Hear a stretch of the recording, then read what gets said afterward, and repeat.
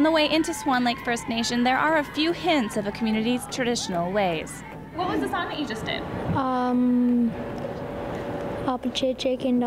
What does it mean? I don't know. I don't speak that much of Ojibwe. That will change. We've done some test runs on children as young as 2, but we've also done test runs with adult learners, and it's been overwhelmingly positive. Meet Kelly Fontaine, IT specialist for the Manitoba First Nation Research Centre. He's checking in on the Bikey software set up here at the beginning of the year.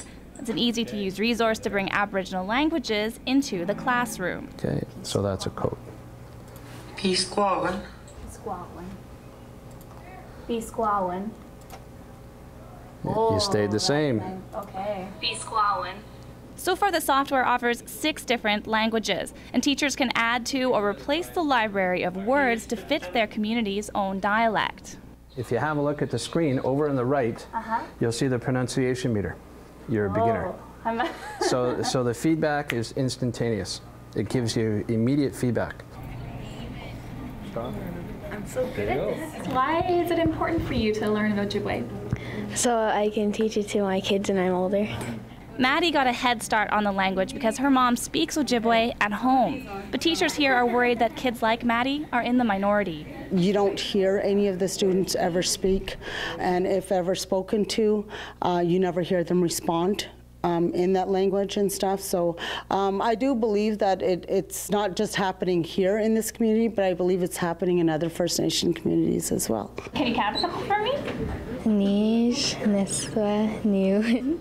Nonin, Nish, Nishwa, Nonin, and that's all I know. The software is set up for a one-on-one experience. There's no opportunity whatsoever to have people ridiculing you because of mispronunciations or you're saying a word differently. And because it measures your pronunciation levels and keeps track of your progress over time, kids are encouraged to stick with it. I think it would regain some of their heritage back.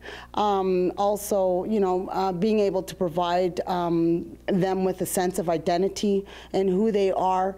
Also with the fact that not only are they going to have it instilled upon them, but to pass it down to the next generation as well. Give it a try. For First Nation languages, there is no tomorrow. Our elders are passing away as well as some of our fluent speakers. So that's the importance of recording and documenting speakers, either tapes, software such as we have, or videotapes, and documenting and keeping them for future references. Right now the Bikey software is running out of Indian Springs schools as well as other band-run schools across Manitoba, and it's going to expand. There are schools in the Dakotas interested in the software as well as in Saskatchewan, and what that means for First Nations people is more community connections as well as expanding that language base within the software itself to make sure it's around for future generations. For Shaw TV and Swan Lake First Nation, I'm Kim Kasher.